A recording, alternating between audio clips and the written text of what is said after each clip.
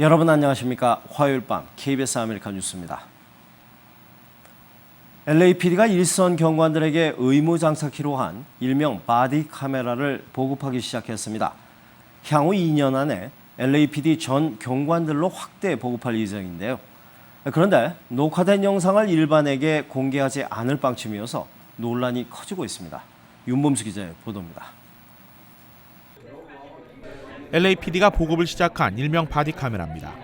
스마트폰보다 작은 크기에 경찰 제복 한가운데 부착하는데 녹화와 정지 모두 버튼 하나로 작동합니다. You hear those two beeps, that means that I'm actually recording now. About 4 seconds and then the system turns off. 지난주 미션 힐스 경찰서 소속 경관 200명이 장착한 것을 시작으로 앞으로 1차분 860대의 바디캠이 일선 경찰서 경관들에게 보급됩니다. 앞으로 2년 안에 7,000명의 일선 현장 경관들 모두가 이 바디 카메라를 의무 장착하게 됩니다. 미 전역 대도시 치안기관 중 처음으로 전면 도입하는 LAPD의 바디 카메라는 경찰 치안 업무의 투명성을 높이기 위한 조치입니다. 하지만 본격적인 보급 전부터 적지 않은 비판이 쏟아지고 있습니다. 녹화된 영상을 일반에 공개하지 않기로 한 경찰 수뇌부의 결정이 당초 목적에서 크게 벗어난다는 것입니다. LAPD has said that they are basically never going to release footage to the public. Body cameras don't provide any transparency if the public never gets to see the footage. 반면 LA 경찰국은 녹화 영상을 일반에 공개할 경우 신고 피해자의 안전과 인권 침해가 우려되는 만큼 영상 공개는 불가하다는 입장을 고수하고 있습니다. I don't want one victim to not call the Los Angeles Police Department because she is afraid that what she reports to us will wind up on YouTube or in the public domain. 이번 바디캠 도입은 연방 법무부로부터 100만 달러의 지원금을 받아 부분적으로 예산을 충당합니다. 시민단체들은 녹화된 영상의 비공개 시 지원금 취소는 물론 바디캠 도입 자체도 재검토해야 한다는 내용의 서한을 법무부에 발송했습니다. KBS 뉴스 윤범수입니다. 라스베가스 경찰이 총격을 받아 부상을 입는 사건이 잇따라 발생했습니다. 경찰을 대상으로 한 일종의 혐오 범죄일 가능성도 우려되고 있습니다. 노승욱 기자의 보도입니다. 지난 일요일 라스베가스 경관이 무장 괴한에게 총격을 당했습니다. 당시 경관들은 순찰차에 탄 상태였습니다. Our officers were on Nellis Boulevard, stopped at a red light, waiting to turn westbound onto Tropicana when they were attacked by an armed assailant on foot. This assailant was carrying a semi-automatic handgun and fired multiple rounds at our officers as they were sitting in their vehicle.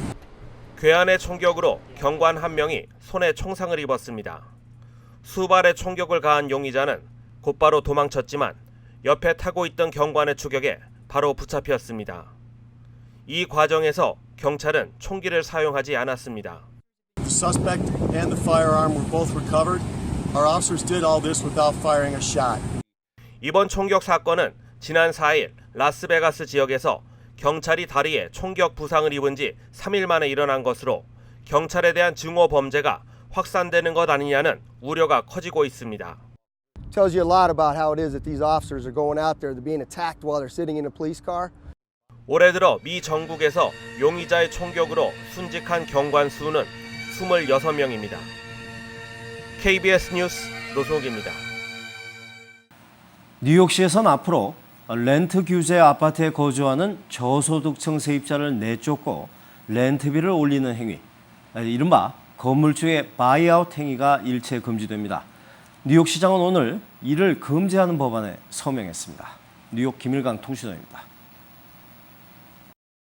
뉴욕시가 렌트 규제 아파트에 거주하는 저소득층 세입자를 내쫓고 렌트비를 올리는 건물주의 이른바 바이아웃을 금지시켰습니다.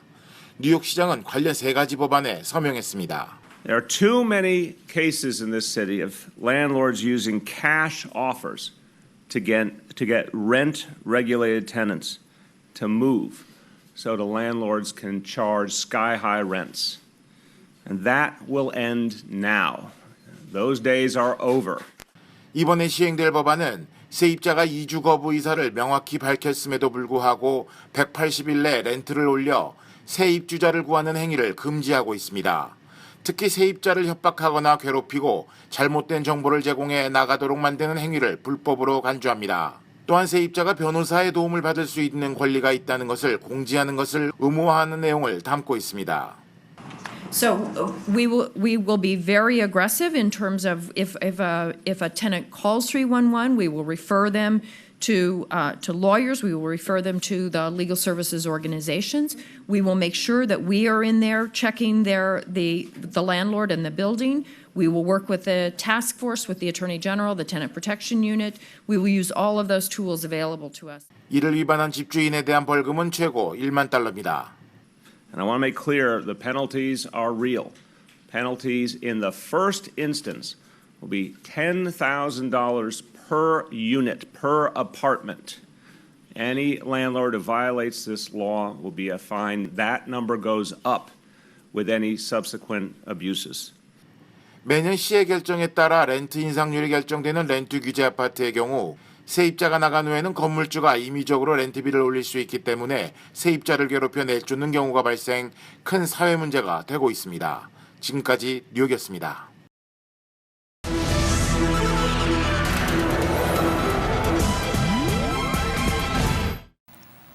켄터키주에서 동성결혼 증명서 발급을 거부했다가 구속된 법원 서기가 석방됐습니다.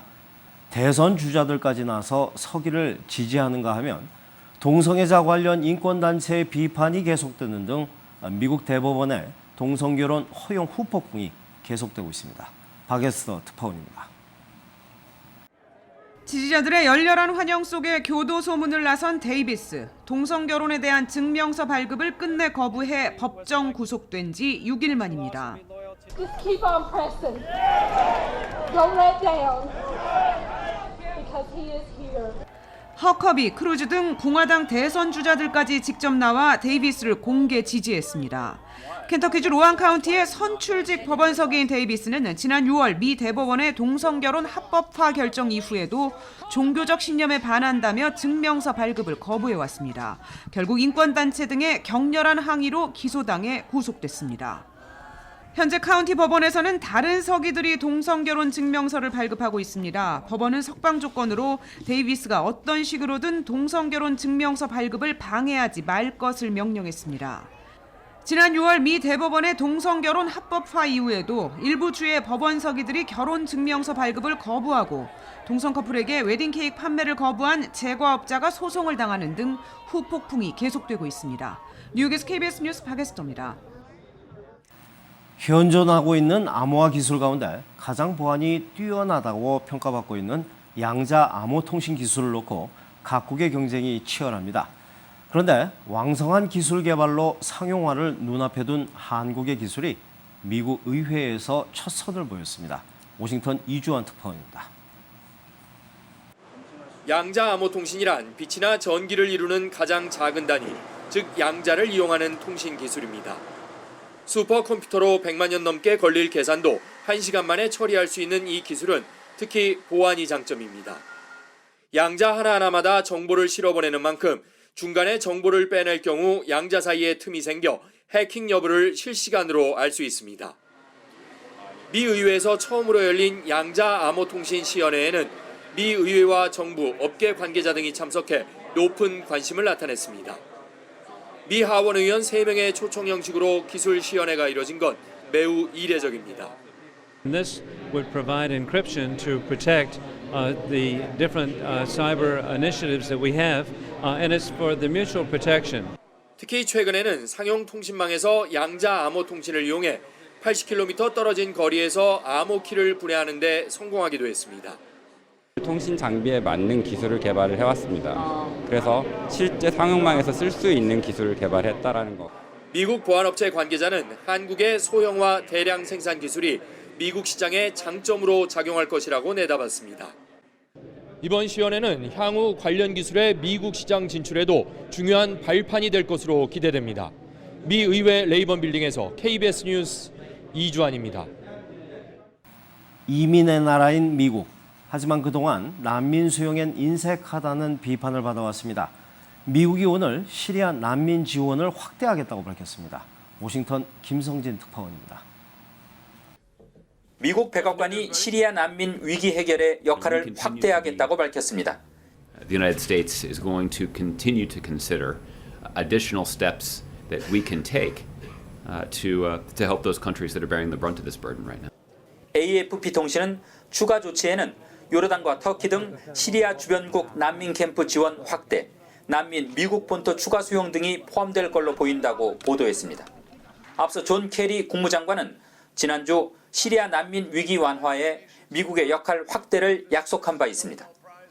미국은 지난 2011년 시리아 내전이 시작된 이후 난민 1,500명을 수용했고 내년에 8,000명을 추가로 받겠다고 약속했습니다. 하지만 국제인권단체들은 미국이 더 큰 역할을 해야 한다고 요구해왔습니다. 오바마 행정부의 난민 지원 확대 움직임에 대해 야당인 공화당은 이슬람 수니파 무장단체 IS 세력의 위장 잠입 가능성이 있다며 우려를 나타냈습니다. 한편 반기문 유엔 사무총장은 헝가리와 슬로바키아 등 난민 사태 당사국인 유럽 7개 나라 정상들에게 전화를 걸어 난민 사태 해결에 협조해달라고 요청했습니다. 반 총장은 이번 달 말 열리는 유엔 총회에서 난민과 이민자 사태 해결을 위한 고위급 회담을 열자고 제안했습니다. 워싱턴에서 KBS 뉴스 김성진입니다. 문명 퇴치의 중요성을 강조하는 국제 문해의 날을 맞아 파리 유네스코 본부에선 한글 자모를 이용한 특별 전시회가 열려 눈길을 끌고 있습니다. 24개의 한글 자모로 만들어진 쌍둥이 빌딩과 개선문 등이 독특한 질감을 선보였습니다. 파리 박진현 특파원입니다. 뉴욕에서 사라진 쌍둥이 빌딩이 한글 자모로 다시 태어나고 있습니다. 평화를 기원하는 한글 자모가 모여 무너진 빌딩을 완성해 나가고 있는 것입니다. 프랑스의 상징적인 건축물인 개선문과 에펠탑도 24개의 한글 자모로 표현됐습니다. 표면으로부터 5cm 정도 돌출되면서 독특한 질감을 선보입니다. 개선문을 자세히 보시면 히읗자가 많이 들어가거든요. 개인적으로 하하하 호호호 할 때 우리나라 말로. 그래서 히읗자를 많이 썼는데요. 하면서도 굉장히 즐거웠어요. 웃음소리가 나는 것 같아가지고. 5겹으로 겹친 한지로 만든 한글 자모 단추 수만 개를 일일이 벽에 박으면서 작품을 만들어갑니다. 그러다 보니 개선문 한 작품만 꼬박 5개월이 걸렸다고 합니다. Cette magnifique représentation de deux symboles français parisiens, la Tour Eiffel et l'Arc de Triomphe, avec des petites subtilités artistiques très spéciales. 이번 전시는 유네스코 본부가 문명 퇴치에 중요한 역할을 해온 단체와 개인에게 수여하는 세종대왕 문해상을 기념하기 위해 마련했습니다. 백성을 끔찍이 사랑했던 세종대왕의 마음이 여린 한글 자모가 문명 퇴치라는 공통의 목표에 가장 잘 어울리기 때문입니다. 파리에서 KBS 뉴스 박진현입니다. 오늘 뉴욕 증시가 2%대 급증세를 기록했습니다. 원달러 환율은 1,192원입니다.